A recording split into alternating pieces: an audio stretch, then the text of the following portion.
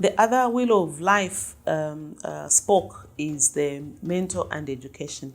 Mentor and education means you doing the things that are always motivating you to think in a direction that is improving every day.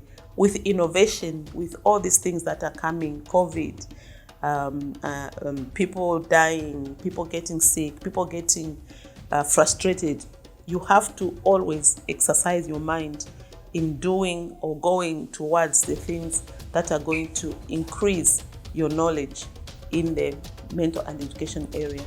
Mental things are usually the things that are opening up your mind. I'll give you an example of the mental and education. Just reading books is a mental and education spoke. You read books, reading books, watching meaningful movies, and I say meaningful movies, not just any movie, because from today onwards, when you've got this experience, when you watch a movie, you get the lesson from the movie. For me, whenever I'm watching a movie, I'm looking, what lesson is it teaching me? When I'm reading a book, I am getting something that I can use in order to enhance, knowledge. So you have to be deliberate in the mental and education spoke. And this is what I'm going to be talking about when I talk about mental and education. It's limitless. Even like when you asked me earlier about, have you arrived? You can't arrive because every day things are being innovated. You have to learn them. What skill do you have? In your mental and education, you are recognizing the skill that you are lacking so that you can improve on it. So we have to make sure that we're reading books, we're educating one another, we're self-motivation, and even like what we're doing today. For you, it is part of mental and education. For me also, because the more you speak about these things, you are learning. The more, when I'm preparing, what am I going to talk about?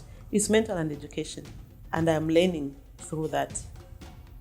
Like if this Valentine's month, where we talked about, it's the 5 love languages, knowing how to speak the love language of the people that you are close to, and especially a spouse. Because there's love language for children, there's love language for singles, there's love language for men, there's love language for females.